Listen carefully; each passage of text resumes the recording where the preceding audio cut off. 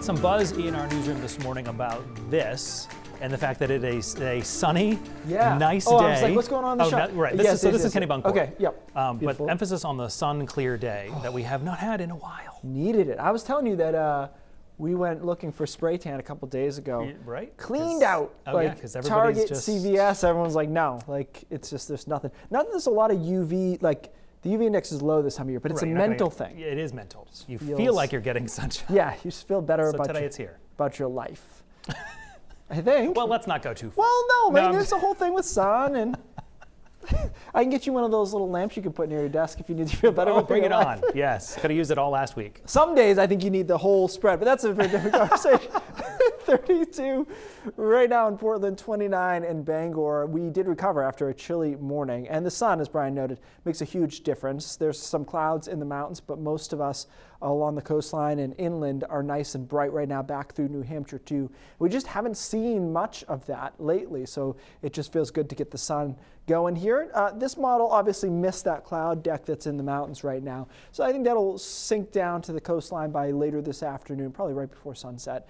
After that, we're partly cloudy tonight. It is not as cold as last night. It's generally in the 20s and teens. And one positive of what's on the books is the top 5 warmest December is, heating costs relatively lower, and that's, we don't have another cold night tonight as temperatures are in the 20s for the most part. Upper 30s to around 40 tomorrow, mixture of sun and clouds, more clouds than compared to today. And then Thursday, as I mentioned, we've got a little trough that's going to come through and try to catch up with the low that's way offshore. I'll show you that in a second. It's not a threat to us. But as it does so, we could see some snow showers and even a period of light snow along the coast on Thursday morning. Notable because Portland has yet to get 1 inch of snow. So we're now in, I think, top 3 territory for that latest 1 inch of snow in Portland. So we'll see if that happens on Thursday. Probably won't. Just a quick coating is possible along the coast, and then that moves out Thursday afternoon. So we're kind of quiet really through the week. Gets a bit colder Thursday night, and then Friday and Saturday look quiet.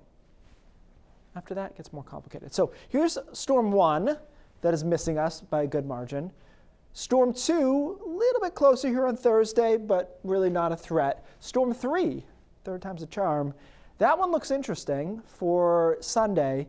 Look, the signals are pretty good. I think what we're talking about here is whether or not this is going to be too progressive and flat, or if it's going to be amped up enough for us to have a significant storm. So the European model here, flat, progressive, meaning it's kind of a southern New England storm on Sunday. The GFS American model, amped up, bigger, legitimate snowstorm on Sunday. So we have to kind of figure out which of those it is. What I don't like is the models have flip-flopped. Originally, the GFS was flat and the Euro was amped up. And so there's no consistency here. All we know is there's a pretty good sized storm around on Sunday, and we have to figure out which of these two solutions makes more sense, which we will try to do in the next day or so. It is worth noting as that comes through on Sunday, there's one behind it for mid next week. It doesn't look as cold. So that could be an interesting combination. We'll keep an eye on that. But this pattern, starting on Sunday through next week, actually gives me something to do, which is great for everyone. It is much more interesting. It's just a matter of where do those lows line up, and that's what it comes down to. So we're 6 days out. It's hard to say. Ooh, that's off by a day, is it not? That might be my fault. Sunday is the storm, though. I'll fix that later. It would be Sunday. Sunday is what we're talking about here.